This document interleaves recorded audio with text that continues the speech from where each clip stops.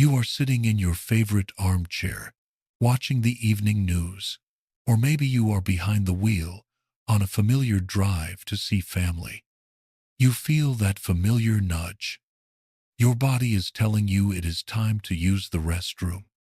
But you look at the clock or the road signs, and you think to yourself, I can wait another 20 minutes. I have always had a strong bladder. You might even feel a little bit of pride in that control. After all, not letting your body dictate your schedule feels like a victory when you are over 65. You have been doing this your whole life without a single issue, but there is something happening quietly beneath that feeling of control. A slow shift in how your body communicates with you. And what feels like a sign of strength right now might actually be the exact thing slowly taking away your comfort and independence. We grew up in a generation that valued endurance. From a very young age, we were taught to hold it. It was polite. It was necessary. You sat in long classrooms. You endured long car rides without air conditioning. And you worked jobs where you could not simply walk away from a production line or a busy office desk just because you felt a slight urge. You learned mind over matter. You learned to put your physical needs on the back burner to get the job done. That resilience is how you built your life. It is how you took care of your family. But the incredible machine that is your body has entered a new season. The rules of maintenance have shifted. People often talk about getting older as if it is a sudden event, like a switch being flipped, but it really is not. The changes are almost invisible. They are hidden in the tiny repetitive habits we practice every single day. Things that worked perfectly fine for us 20 or 30 years ago are now subtly working against us.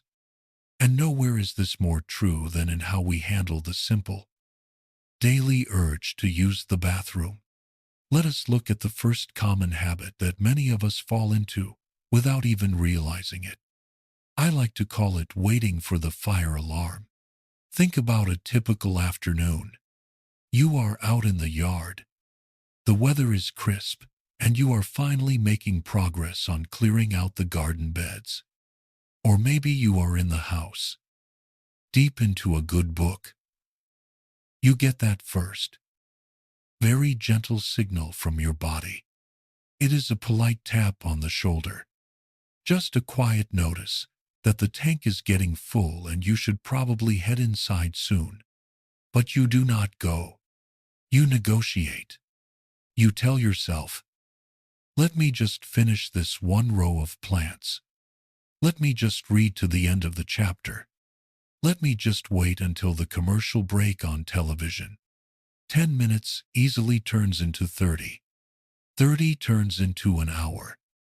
You get absorbed in what you are doing. By the time you finally put your tools down or close the book, that polite tap on the shoulder has turned into a blaring fire alarm. Now you are rushing. Your pace quickens. Your heart beats a little faster, and you feel that heavy, uncomfortable pressure low in your stomach. You might think you were just being productive and making the most of your time. But let us peel back the layers and see what is actually happening inside your body during those extra 45 minutes. Your bladder is essentially a highly specialized balloon made of muscle. When it fills with fluid, it expands. When we are young, the tissue of that muscle is incredibly bouncy and elastic. You can stretch it to its absolute limits. And the moment you use the restroom, it snaps right back into its tight, original shape. But as the years pass, muscle tissue everywhere in our bodies loses a little bit of that natural snap. It is a normal part of life. Think of a good quality rubber band. When you first take it out of the box, it is tight. But if you stretch that rubber band around a thick stack of envelopes and leave it sitting in a drawer for a long time, what happens when you finally take it off? It does not snap back completely. It looks a little baggy. It has lost its tension. When you routinely ignore the first gentle signal and force your bladder to stretch to its maximum capacity day after day, you are overstretching that muscle. Over time, it loses its ability to contract tightly. It becomes slightly floppy. So when you finally sit down to go, the muscle simply does not have the strength to squeeze all the fluid out.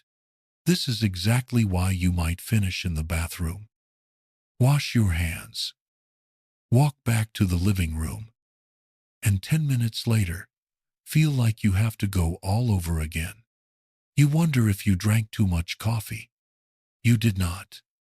The reality is that your overstretched muscle just could not finish the job the first time. You left a quarter of the tank full because the pump was tired. And it is not just the muscle that suffers. It is the nerves. Your brain and your bladder share a constant, quiet telephone line. But if your brain constantly ignores the early phone calls, the nerves start to get confused. They think, why bother sending a polite warning if nobody is going to answer? Eventually, the early signals fade away completely. You stop feeling the gentle reminders, and you only ever feel the absolute, painful emergencies. You lose your natural early warning system entirely. This leads us right to the second quiet habit. It is a belief that is incredibly common, especially among men and women who have always prided themselves on being tough. It is the myth of bladder training. I hear this from so many people. They say to themselves, I am not going to be one of those old folks who has to map out every public restroom at the shopping mall.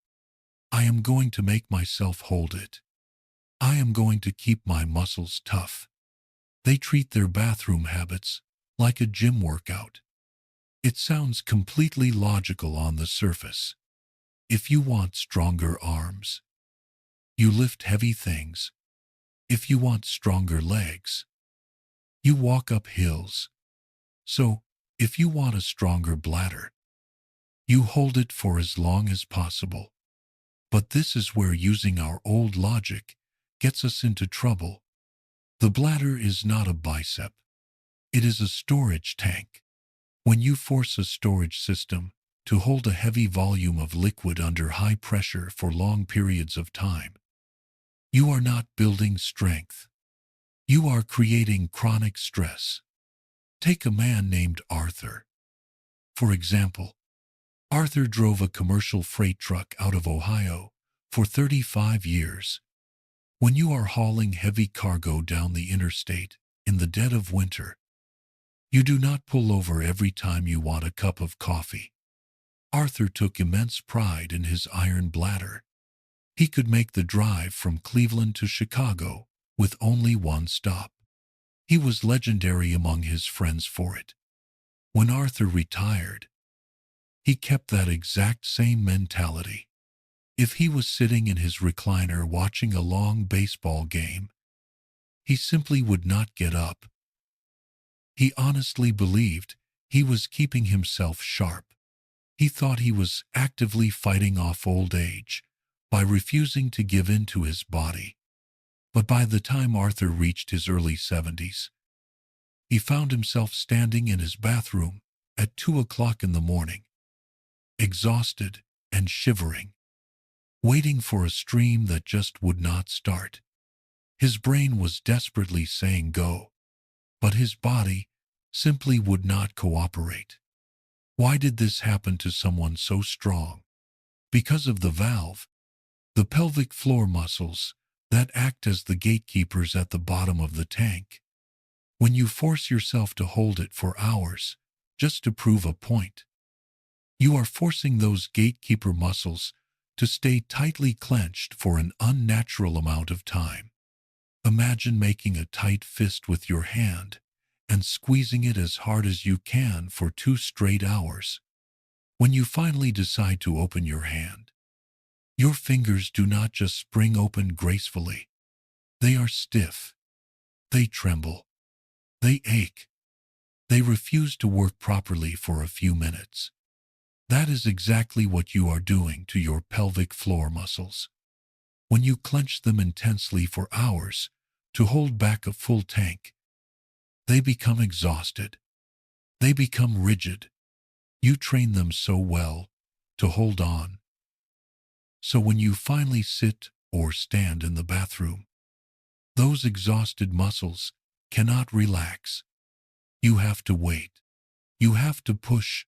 You create a traffic jam in your own body simply because you thought you were doing the right thing. Your internal organs do not understand pride. They do not care about your work ethic or your resilience. They only understand pressure, tension, and relief, treating your body like an opponent you need to defeat, or a stubborn machine you need to force into submission. Is a battle that nobody wins in the long run. And perhaps the most fascinating part is how these confused nerves eventually play tricks on you. Have you ever been perfectly fine while driving home from the grocery store? But the very second you pull into your driveway and put your key in the front door, you suddenly have to go so badly you can barely walk. The medical field calls it latchkey urgency. You were fine for 40 minutes in the car. But the moment your brain realizes a toilet is nearby, the dam bursts. That is not just a funny quirk of getting older. That is the direct result of a nervous system that has been confused by years of mixed signals.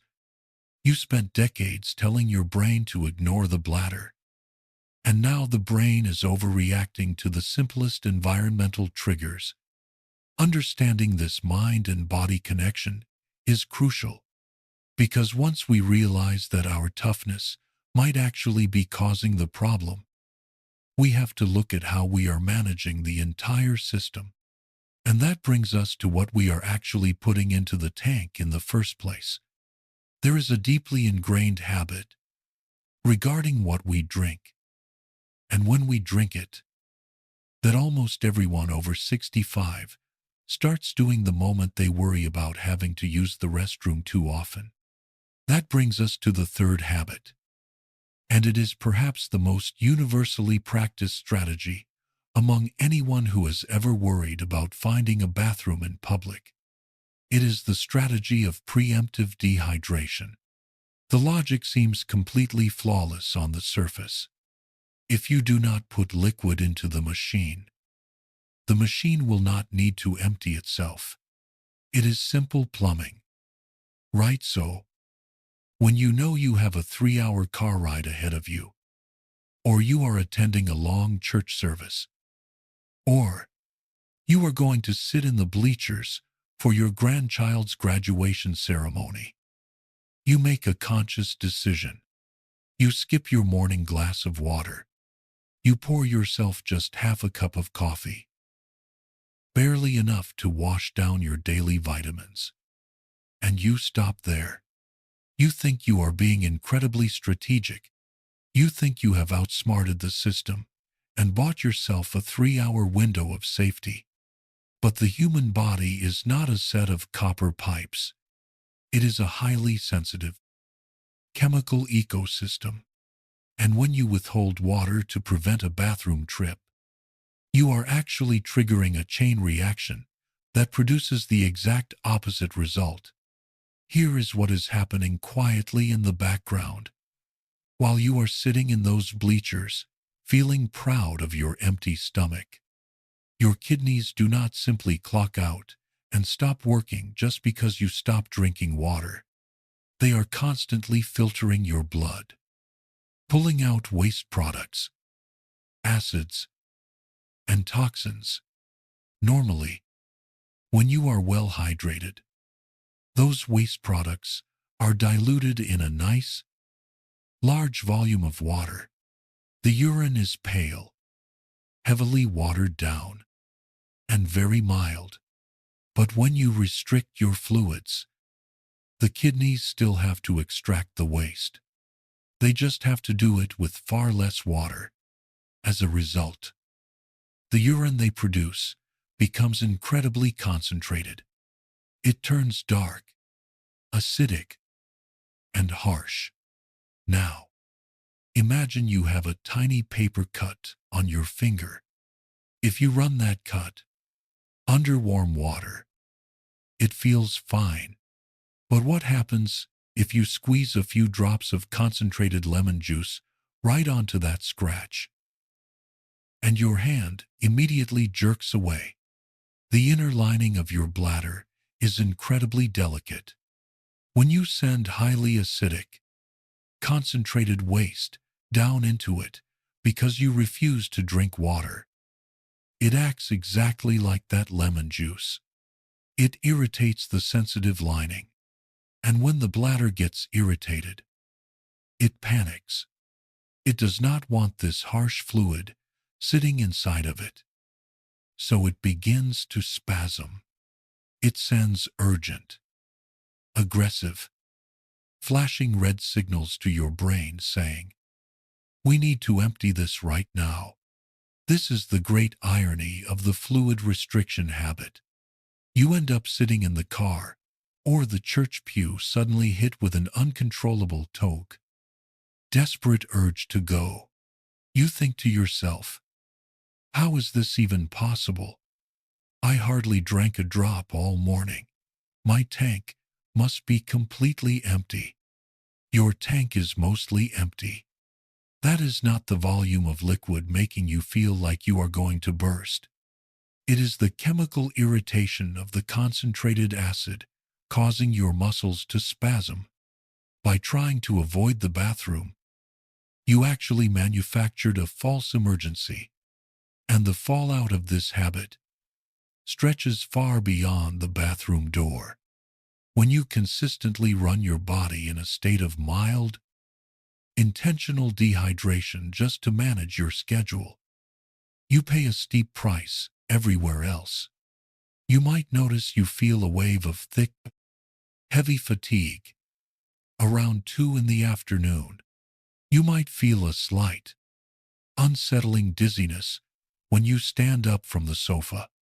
You might have chronic dry mouth, or find that your joints ache a little more than they did last year. It is incredibly common to brush all of those things off and blame them on getting older. We tell ourselves, well, I am turning 68. I am supposed to be tired. But many times, it is not your age. It is your body quietly begging for the hydration you are denying it because you are too focused on managing your bathroom trips. You are trading your overall vitality for the illusion of convenience. Once you realize that starving the system of water only makes it more irritable, you start to see how much we overmanage our bodies out of fear. And that leads us to the fourth habit. This one is so deeply ingrained in our psychology that we do not even recognize it as a mistake. We think of it as pure common sense. I call it the safety trip, or going just in case. Think about how many times this exact scenario has played out in your home. You are putting on your coat and getting your keys to run to the grocery store. The store is only 12 minutes away. You will be walking the aisles for maybe 20 minutes, and then driving right back. You do not actually feel any urge to use the restroom. Your body is perfectly quiet, but you pause at the front door, and you think, well, I had better go try, just in case. Or maybe your spouse sees you grabbing your keys and calls out, "Did you use the restroom before we leave?" It is a rule we teach to toddlers. We stand by the front door and tell our children, go try before we get in the car. It makes perfect sense for a 3-year-old who is still learning to recognize their bodily signals. But we carry this toddler logic with us straight into our 70s and 80s. We empty the tank before leaving the house. We empty it again as soon as we arrive at the restaurant. Just to be safe, we empty it before dessert arrives.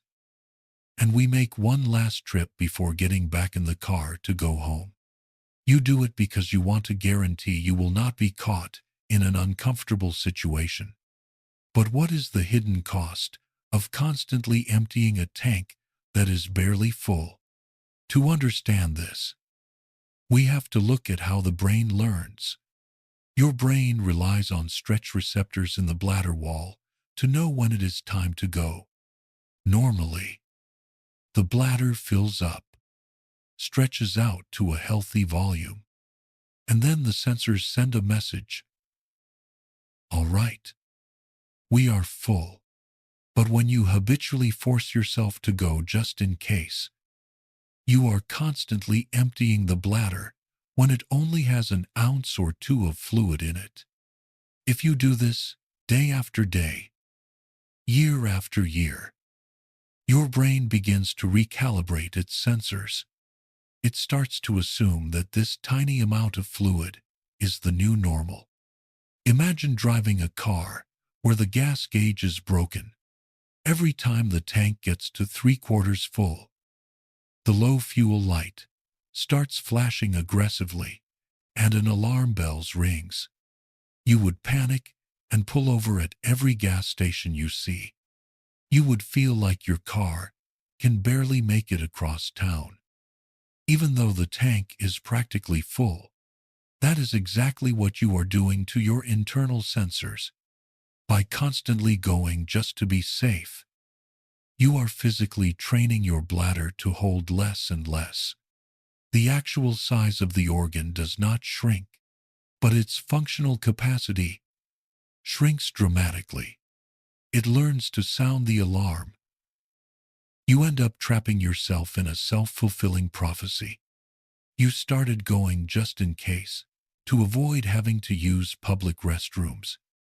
But by retraining your nerves to panic over tiny amounts of fluid, you eventually turn into someone who actually has to go constantly. Your world starts to shrink. You stop taking the scenic walking paths because you are not sure if there is a restroom on the trail. You mentally map out the bathrooms in every hardware store and supermarket before you even park the car. It becomes a quiet thief of your joy. The mental load of constantly calculating your distance from the nearest toilet is exhausting. It takes you out of the present moment.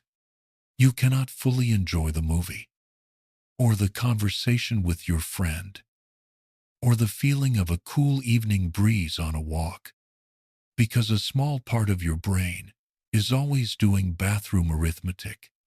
We are altering the natural rhythm of our bodies out of anxiety, and the body is adapting to that anxiety by giving us exactly what we fear.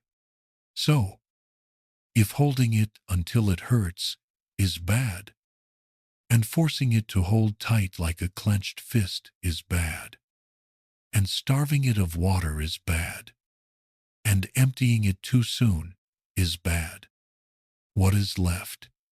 It seems like every instinct we have developed to manage this part of our lives is somehow working against us as we get older. The final piece of this puzzle does not have to do with when you go or what you drink. It has to do with what happens in the very moment you finally close the bathroom door. There is a mechanical habit, a physical posture, and a mindset we adopt in those few minutes that can undo all the good intentions in the world.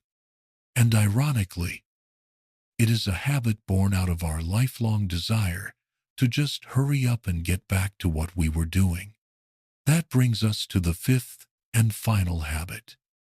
The bathroom door closes, and your immediate instinct is to just get this over with. We spent our entire adult lives treating the bathroom like a pit stop in a race. You rush in, you do what you need to do as quickly as possible, and you rush out to get back to your real life. When you are 40, your body can handle that kind of mechanical rushing. But when you are over 65, bringing that hurried, forceful energy into the bathroom creates a conflict that actually prevents your body from doing its job. Let us look at exactly what happens in those few minutes. You sit down, or you stand, and instead of letting your body initiate the process naturally, you push, you bear down with your stomach muscles to force the stream to start, and you keep pushing to make it finish faster. You might only be trying to shave off 10 or 15 seconds so you can get back to your dinner or your television show. Or perhaps you are a woman using a public restroom at the grocery store, and you do what millions of women have been taught to do since they were little girls. You hover. You squat just an inch above the seat because you do not want to touch it. Both of these actions, pushing and hovering, and feel like you are taking control of the situation. But mechanically, you are doing the exact opposite. Your body operates on a brilliant system of reflexes. For the bladder to empty, two things must happen in perfect coordination. Like a seesaw. First, the bladder muscle has to squeeze. But second, and more importantly, the muscles at the bottom of the bowl, the pelvic floor, must completely and entirely relax. They have to open the gate. If you are bearing down and pushing hard with your stomach, you are naturally tensing your core. When you tense your core, your pelvic floor automatically clenches to brace for the pressure. It is a protective reflex you cannot turn off. So by pushing, you are essentially stepping on the gas pedal and pulling the emergency brake at the exact same time. The fluid is trying to push its way out, but the gate is tightly squeezed shut. The exact same thing happens when you hover over a public toilet seat. Try to imagine holding a squatting position right now. Your thighs are burning. Your back is engaged, and your pelvic muscles are working incredibly hard just to keep you balanced.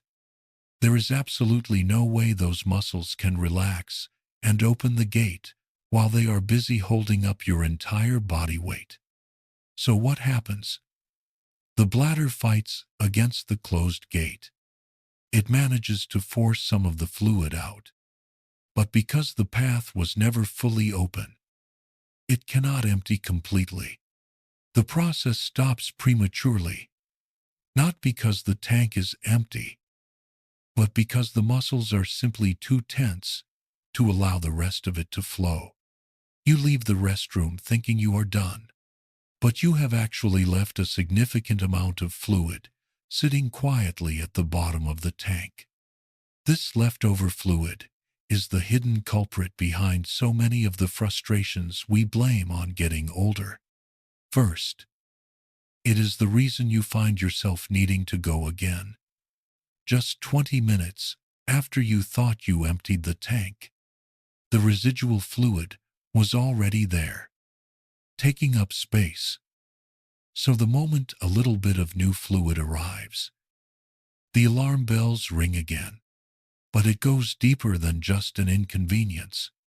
Think about a bird bath in your backyard. If the water flows through it and gets replaced every day, the water stays clear and clean. But if the water just sits there, stagnant and undisturbed in the warm sun, and what happens? It gets cloudy. Things start to grow in it.